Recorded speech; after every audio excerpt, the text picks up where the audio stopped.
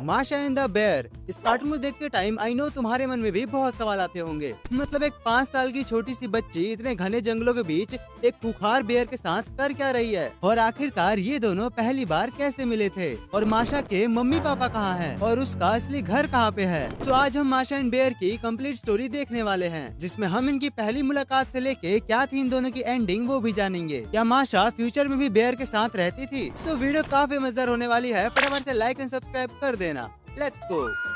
तो कहानी की शुरुआत होती है माशा के घर से, जो कि ट्रेन की पटरी के बगल में ही होता है, और उसके 4 पेट्स भी थे, एक डॉग, एक बकरी, एक पिग और कुछ मुर्गियाँ। और फिर तभी एंट्री होती है हमारी माशा की, जो कि बाल्टी में कूदते फांदते आती है, और उसको देख के उसके सारे पेट्स कहीं न कहीं छुप जाते हैं, क्योंकि माशा थी ही इतनी शरारती। फिर तभी उसको एक बटरफ्लाई दिखती है, जिसका पीछा करते करते वो अपने घर से काफी दूर आ जाती है। और फिर तभी हमें बेयर का सीन दिखाया जाता है। अब देखो, जो बेयर था ना, वो पहले सर्कस में काम किया करता था, इसीलिए वो किसी भी चीज को इजिली बैलेंस कर लेता है। एंड अगर हम उसके घर में भी एक बार नजर मारे तो तुम देखोगे कि उसके पास काफी सारी ट्रॉफीज और मेडल्स भी है, और ये सब उसे सर्कस में काम करके मिली है। यानी पहले हमारा बेयर सर्कस में था और अब वो रिटायर्ड हो गया है, एंड अब वो एक सुकून की जिंदगी जीना चाहता है। लेकिन इसको क्या पता था कि इसकी मुलाकात अभी किससे होने वाली है। अब तभी हमारा बेयर मस्ती में झूमता हुआ फिशिंग करने चला जाता है, और यहाँ दूसरी तरफ ये मैडम जी सबको परेशान करने में लगी होती है। तभी इसको एक सेब का पेड़ दिखता है, और भाई ये नहीं कि एक पूरा सेब खा लूं, ये हर सेब को थोड़ा थोड़ा खा के ऐसे ही छोड़ देती है। और जैसे ये लास्ट वाला सेब खाने जाती है तो इसका पैर फिसल जाता है, और वो गिरते हुए सीधा बेयर के घर पहुंच जाती है। और तभी उसके पीछे मधुमक्खियां भी पड़ जाती है, और भाई उसके बाद तो वो हर जगह उथल पुथल कर देती है, पूरा सामान बिखेर देती है। अब जब बेयर शाम को वापस आता है तो वो देखता है भैंस की टांग, ये सब किसने किया। और घर में जाने के बाद उसकी ट्रॉफीज भी गिरी पड़ी थी, और तभी वो देखता है कि ये बंदर जैसे कौन उछल रहा है बे। और तभी वो देखता है माशा को, और वो देख के हैरान हो जाता है कि इस पिद्दी से बच्ची ने इतना सब कर दिया। अबे ओए, क्या कर रही तू यहाँ पे? तुझे डर नहीं लग रहा मेरे से? चल निकल यहाँ से, अब आ मत जाइयो। अबे फिर आ गई, इस बार तो अच्छे से दरवाजा बंद कर दिया है, अब नहीं आएगी। अबे भाई, इसका तो चोमू ही बना दिया। अब देखो, इसी तरह से माशा उसको बहुत परेशान करती। अब गुस्से में आके बेयर उसको अकेले जंगलों के बीच में छोड़ के आ जाता है। अब घर आने के बाद जब रात होती है तब वो सोचता है कि मैं छोड़ के तो आ गया, कहीं उसे जंगली जानवर नुकसान न पहुंचा दे। तेरी भैंस की जल्दी ढूंढो, माशा माशा, ओए माशा किधर है? लेकिन भाई इतना ढूंढने के बाद भी माशा उसको नहीं मिलती। मिलती भी कैसे? ये मैडम जी तो पहले से इसके घर पे आके टपक गई है। और भाई अब तो बेयर माशा को थोड़ा थोड़ा पसंद भी करने लगा था, और उसके बाद बेयर माशा को वापस घर पे छोड़ के आ जाता है। लेकिन भाई अब ये पीछा थोड़ी छोड़ने वाली है। तो देखो, अब इसी तरह से कई दिन बीत जाते हैं, और अब बसंत का मौसम आ चुका था, और बेयर के घर के गेट पे एक बोर्ड लगा हुआ था जिसपे लिखा था डोंट वेक टिल स्प्रिंग, यानी जब तक बसंत का मौसम रहेगा बेयर भाई दबा के सोएगा। अब जैसी बेयर सोने जाता है तो उससे पहले वो अपने खाने पीने का सामान पैक कर देता है ताकि चूहे ना खा जाए, और तो और घर में कोई चोर ना जाए उसके लिए वो ट्रैप भी बना देता है। और अब बेयर टेंशन फ्री होके सोने वाला था, बट तभी उसे माशा की याद आती है कि बाकी सब तो मैं झेल लूंगा, ये छुटंकी को नहीं झेल पाऊंगा भाई। और इसीलिए वो अपने मेन गेट को अच्छी तरह से बंद कर देता है, और सारी ट्रॉफीज और मेडल्स भी छुपा देता है। लेकिन इतना सब करने के बाद ये पिद्दी फिर भी घर में घुस जाती है। अब भाई बेयर इससे परेशान होकर चुपचाप सोने चला जाता है, लेकिन ये छुटंकी उसके कान के पास जाके फिर बीन बजाना चालू कर देती है। लेकिन बेयर कह रहा था, अब ऐसे करते रहे जो करना है, मैं तो सोऊंगा आराम से। अब जब माशा देखती है कि ये तो कोई रिस्पॉन्स ही नहीं दे रहा तो वो नीचे चली जाती है। लेकिन इस छोटे पैकेट को अभी भी चैन नहीं है। अब इसकी हरकतों की वजह से ये मधुमक्खियां बाहर आ जाती है, और भाई उसके बाद वो बेयर के कंबल में घुस जाती है, और फिर बेयर के साथ पुच्चू पुच्चू हो जाता है। अब भाई बेयर परेशान होके दोबारा सोने आता है, लेकिन अब इन मैडम जी को भूख लगी है, और बेचारा बेयर नींद में ही उसके लिए खाने को बनाता है। लेकिन फिर पता है क्या होता है? ये बुटकी डाइनिंग टेबल पे खराटे मार देती है। अब भाई बेयर भी क्या ही करता, इसलिए वो उसको अपने ही कमरे में सुला देता है। अब अगले दिन हमें दोनों मस्तीखोर भेड़िए दिखाए जाते हैं, जो कि तुम्हें पता ही है कि अपने खट्टारे से एम्बुलेंस से सबका इलाज करते फिरते हैं। अब यहाँ दूसरी तरफ हमेशा की तरह माशा बेयर को परेशान कर रही होती है, और तो और उसका एक मेडल ले लेती है। अब उसी को वापस लेने के लिए बेयर खाने से भरा हुआ फ्रिज खोल देता है, और ये सब कुछ ये मस्तीखोर भेड़िए भी देख लेते हैं, और इतना सारा खाना देख के तो ये पगला ही जाते हैं। और फिर ये दोनों प्लान करते हैं कि हम माशा को किडनैप कर लेंगे और उसके बदले में बेयर से फ्रिज मांग लेंगे। अब प्लान के हिसाब से वो माशा को केक का लालच देके किडनैप कर लेते हैं। एंड जब बेयर बाहर आके देखता है तो एक पर्ची पर ड्राइंग बनी हुई थी कि माशा के बदले फ्रिज दे जाओ और माशा को ले जाओ। लेकिन भाई बेयर बेयर को घंटा फर्क नहीं पड़ता। वो तो और खुश हो जाता है कि अच्छा हुआ मुसीबत चली गई। और यहाँ दूसरी तरफ ये दोनों बड़े खुश हो रहे होते हैं, लेकिन इनको पता नहीं था कि किसको किडनैप करके लाए हैं। माशा इन्हीं के एम्बुलेंस में से इंजेक्शन निकाल के डॉक्टर खेलने लगती है और एक को तो भोग भी देती है। और इसी तरह से दिन भर इनको बहुत परेशान करती है, यहाँ तक कि रात में भी नहीं छोड़ती भाई। अब तभी उनमें से एक भेड़िया अगले दिन देखने जाता है कि बेयर अभी तक आया क्यों नहीं माशा को लेने, इसको फर्क नहीं पड़ रहा क्या। और तभी वो जाके देखता है कि ये भाई साहब तो मस्त बैठकर मौज काट रहे हैं, इसको तो कुछ फर्क ही नहीं पड़ा।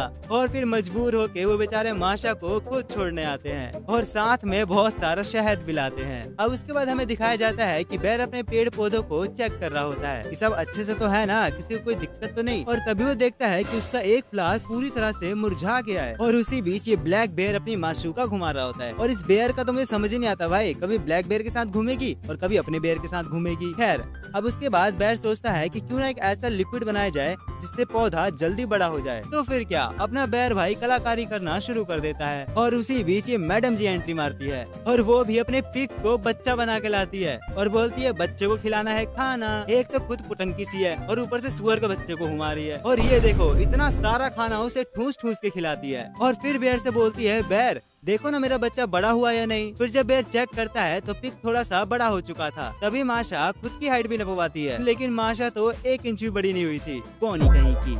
अब यहाँ दूसरी तरफ बेयर का वो लिक्विड बन के तैयार हो चुका था और फिर वो उस लिक्विड को लेकर अपने गार्डन में आ जाता है। एंड फिर इस छुटंकी की हरकत चालू हो जाती है। ये महान हस्ती उस लिक्विड को अपने ऊपर गिरा लेती है और फिर धीरे धीरे ये इतनी बड़ी हो जाती है कि उसका जूता गेट के अंदर घुस जाता है। और फिर बेयर से बोलती है बेयर मैं यहाँ पे थोड़ी सी बड़ी हो गई हूँ, हाँ देखो देखो कितनी थोड़ी सी बड़ी हुई है। अब इसी को देख के ये ब्लैक बेयर हंसने लगता है, तेरी भैंस की हंसेगा, चल फुट ले यहाँ से। अब उसके बाद भाई बेयर अपना फिर से कलाकारी वाला दिमाग चलाता है और छोटे होने वाला लिक्विड बनाता है। लेकिन भाई उससे तो माशा पहले से भी बुटकी हो जाती है और फिर इतनी बड़ी हो जाती है कि चांद को ही हिला देती है।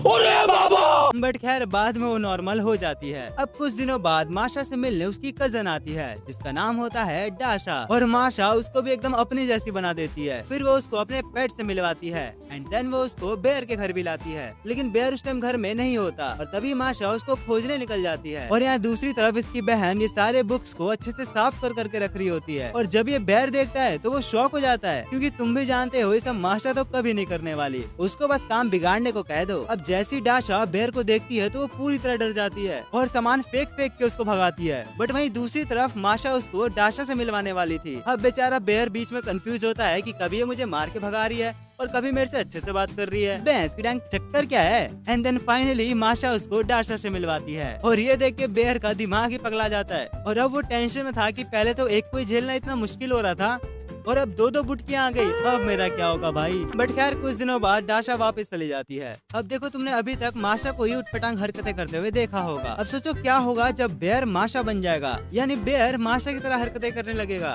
तो एक दिन जब बेयर इस रैबिट को अपने बारे में बता रहा होता है तो रैबिट उसकी बात मानता ही नहीं। बेयर बोलता है कि भाई देख मैं पहले सर्कस में काम करता था और ये सारी ट्रॉफीज मेरी है और इस फोटो में भी मैं हूँ। लेकिन ये खरगोशवा हंसता है उसके ऊपर और उसकी बात पे यकीन ही नहीं करता। तभी बेयर उसको सीधा स्टंट करके दिखाता है। वो साइकिल चलाने लगता है और एक एक करके कई सारे सामान को अपने हाथ पे घुमाता है और यही सब करते वक्त उसके टायर के बीच में एक गाजर आ जाता है और बेयर इतनी ऊंचाई से सीधा सर के बल गिरता है। अब रैबिट जल्दी से भागते हुए माशा के पास जाता है और उसको पूरी बात बताता है। बट जब तक ये सब आते बेयर उससे ही पहले वहाँ से गायब हो चुका था। फिर जब ये दोनों घर में आते हैं तो ये देखते हैं कि ये भाई साहब तो बेड पर उछला उछली खेल रहे हैं और ये देखो सिर पे बिल्कुल माशा के जैसे स्कार्फ भी पहना हुआ है और एकदम डिट्टो माशा के जैसे हरकतें करने लगता है। कभी इधर भागता है, कभी उधर भागता है, कभी गिलहरी को दौड़ाता है, कभी फल तोड़ता है।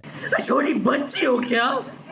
मतलब डिट्टो सेम माशा जैसी हरकतें, क्योंकि इतनी ऊपर से गिरने के बाद उसकी याददाश्त चली जाती है और उसके बाद वो माशा के घर जाके उसी के खिलौने से खेलने लगता है। अब भाई माशा परेशान होके उसे डॉक्टर भेड़ो के पास लाती है। बट ये भाई साहब जी यहाँ भी हरकतें चालू कर देते हैं। एम्बुलेंस चला के पत्थर से इतनी जोर से टकराता है कि वहीं पे उसकी याददाश्त हो जाती है, मतलब इलाज की जरूरत ही नहीं पड़ी और एक बार फिर बेयर पहले जैसा हो जाता है। तो देखो इसी तरह से माशा और बेयर की जोड़ी बनी रहती। बट अब वो दिन आ चुका था जिस दिन माशा को सबको छोड़ के वापस आना था तो एक दिन जब सारे माशा के पेट सुबह सुबह उठते हैं तो वो माशा में कुछ चेंजेस देखते हैं। माशा कुछ बदली बदली सी लग रही थी, वो ज्यादा हरकतें भी नहीं कर रही थी, किसी को परेशान भी नहीं कर रही थी, और तो और वो बैर के घर जाके उसके घर की साफ सफाई भी करती है। तो ये सब देख के तो बैर एकदम हैरान ही हो जाता है। फिर वो सोचता है कि इसकी तबीयत तो ठीक है ना, और इसीलिए वो उसको डॉक्टर भेड़ो के पास लेके जाता है। और तब पता चलता है कि माशा तो अब बड़ी हो गई है। और तभी वो ये बात अपनी बहन से बताती है, और उसकी बहन बोलती है कि मैं अगले दिन तुझे लेने आ रही हूँ। अब भाई इसीलिए उसके सारे दोस्त साथ में एक आखिरी डिनर करते हैं एंड एक आखिरी मुलाकात करते हैं। एंड सबके जाने के बाद माशा भी अपने घर जा रही होती है,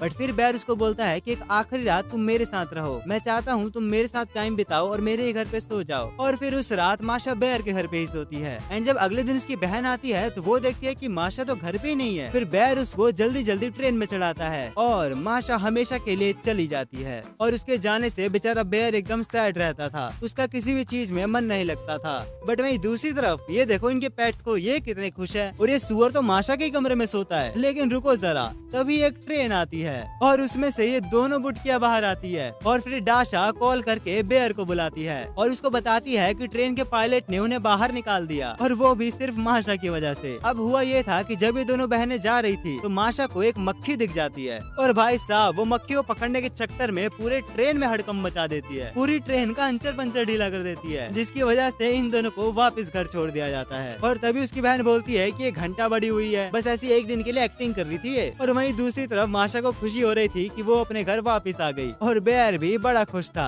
और इसी तरह से माशा एंड बेयर खुशी खुशी रहा करते। अब बात करते हैं हम माशा के पेरेंट्स के बारे में। तो देखो ये शो कम्प्लीटली बच्चों के लिए था, इसीलिए शो के मेकर्स ने एक भी बड़े लोग को डाला ही नहीं। बट कुछ फैन थ्योरीज ये कहती है कि उसके पेरेंट्स काम के सिलसिले में बाहर रहते हैं, और कुछ लोगों का तो ऐसा भी कहना है कि माशा अकेली है एंड उसकी सिर्फ एक बहन है जो कि डाशा है, उसके अलावा उसका कोई नहीं। अब देखो माशा एंड बेयर है ना, जो उनकी एक रियल स्टोरी भी थी, मतलब ये जो कार्टून है वो एक रियल स्टोरी से इंस्पायर्ड है। तो अगर तुम्हें इसकी रियल वाली स्टोरी जाननी है कि आखिरकार रियलिटी में क्या हुआ था, तो उसके लिए पार्ट 2 कमेंट कर देना, उसमें हम इनकी रियल स्टोरी के साथ साथ आगे और भी जर्नी देखेंगे। So that's all for today. अगर वीडियो पसंद आए तो लाइक एंड सब्सक्राइब कर देना। मैं मिलता हूँ तुमसे अगली वीडियो में, तब तक के लिए तुम ये वीडियो देखो। Bye bye.